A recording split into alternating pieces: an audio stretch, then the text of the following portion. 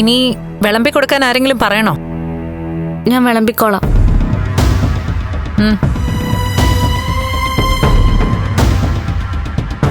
മോളെ, ഇവളൊക്കെ പറഞ്ഞ നീ എന്തിനാ കേൾക്കുന്നേ? ആഹാരം ഉണ്ടാക്കി വെച്ചതും പോരാ, ഇനി അത് വിളമ്പിയും തരണോ?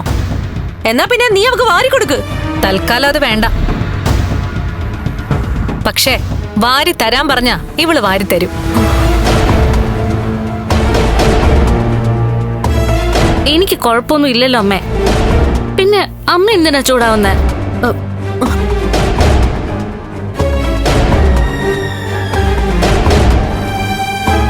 മോളെ, പിന്നെ ഇതൊക്കെ കണ്ടാ ചൂടാവത്തില്ലേ? പ്രതാപനും മോളുടെ മുത്തശ്ശിയൊക്കെ മോളെ ഇങ്ങോട്ട് കെട്ടിച്ചയച്ചതേ ഇവിടുത്തെ അടുക്കളപ്പണി ചെയ്യാനൊന്നുമല്ല. ആരും കൂടുതലൊന്നും സംസാരിക്കണ്ട. അവക്ക് കുഴപ്പമില്ല നമ്മള് പറഞ്ഞല്ലോ. പിന്നെ അമ്മയ്ക്കെന്താ? വന്നിരിക്കെ. നീ ഇരിക്കുന്നില്ലേ? ആ, വിളമ്പിയത് മതി. കരുണ ഇരിക്കും.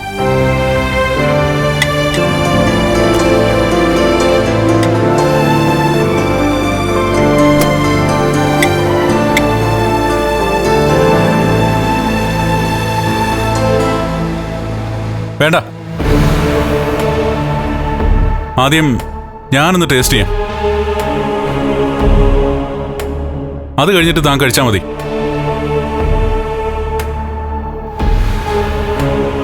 എന്തിനാടാ ഇങ്ങനെ പാടുപെടുന്നേ? പാചകം ചെയ്യുന്നവരെ വിശ്വാസം ഇല്ലെങ്കിലേ പിന്നെ അവരെ കൊണ്ട് പാചകം ചെയ്യിപ്പിക്കാതിരുന്നൂടെ?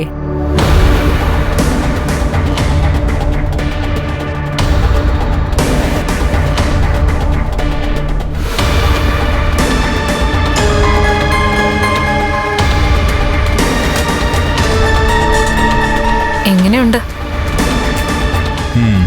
കുഴപ്പമില്ല. പിന്നെ ചേരുവയൊക്കെ തന്റെ സംഭാവനയല്ലേ?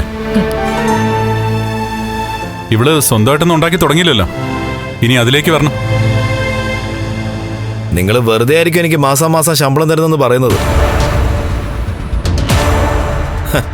അതിന് ഇവളെ ജോലി ചെയ്യിപ്പിച്ച് മുതലാക്കിയാണോ? എടോ, എത്ര കൃത്യമായിട്ടാ അവനത് പിടിച്ചെടുത്തത്. അതേടാ, ശമ്പളത്തിന്റെ ഒരംശം മുതലാക്കാനായിട്ടാ ഇവളെ അടുക്കള കയറ്റിയേ. ഒരംശം മാത്രം. നിനക്ക് തരുന്ന ശമ്പളം മുഴുവൻ മുതലാക്കണമെങ്കിലേ കുറഞ്ഞത് 3 ജോലിക്കാരെങ്കിലും ഇവിടെ നിർത്തണം.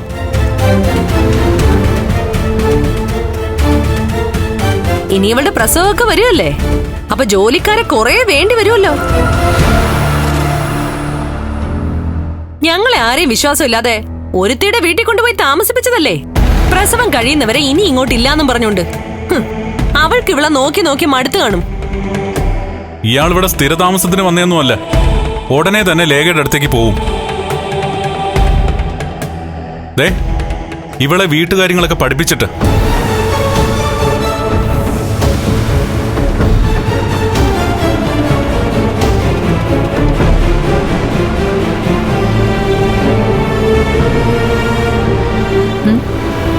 നീ എന്തടി കഴിക്കാത്തത്?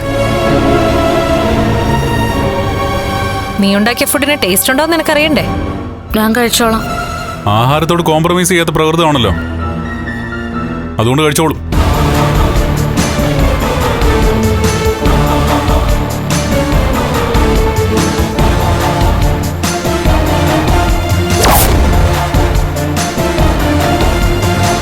മോനെ ഉണ്ണി, എന്താടാ മോനെ കരുണയ്ക്ക് പറ്റിയത്?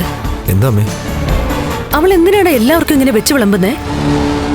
ഞാൻ അടുക്കളയിൽ കേറാൻ പോലും സമ്മതിക്കുന്നില്ലല്ലോ. അവളുടെ അച്ഛനെ ബാധിച്ച ബാധയുണ്ടല്ലോ, അത് അവളുടെ അച്ഛന്റെ ദേഹത്ത് വിട്ടൊഴിഞ്ഞു പോയപ്പോ അവളുടെ ദേഹത്ത് കയറിയെന്നാണ് എനിക്ക് തോന്നുന്നത്. ആ, അങ്ങനെ എന്തോ സംഭവിച്ചിട്ടുണ്ട്. അല്ലെങ്കിലേ അടുക്കളയുടെ മണമേ ഇഷ്ടമല്ലാത്ത കൊച്ചാ അത്. നമ്മൾ അറിയാത്തതായി ഇവിടെ എന്തൊക്കെയോ നടക്കുന്നുണ്ടമ്മേ. മഹാലക്ഷ്മി പറയുന്നത് അവൾ ഇന്ന് വരെ കേട്ടിട്ടില്ല. അങ്ങനെയുള്ളവളാ അവള് പറയുന്നതൊക്കെ അതേപടി അനുസരിക്കുന്നത്. ഇനി കരുണയ്ക്കേ മഹാലക്ഷ്മി എന്തെങ്കിലും കൈവശം കൊടുത്തു കാണൂ? കൈവശം കൊടുത്തോ കാൽവശം കൊടുത്തോ എന്നൊന്നും എനിക്കറിയില്ല. പക്ഷേ കരുണ ഇപ്പൊ എന്തിനൊക്കെ ഭയക്കുന്നുണ്ട്.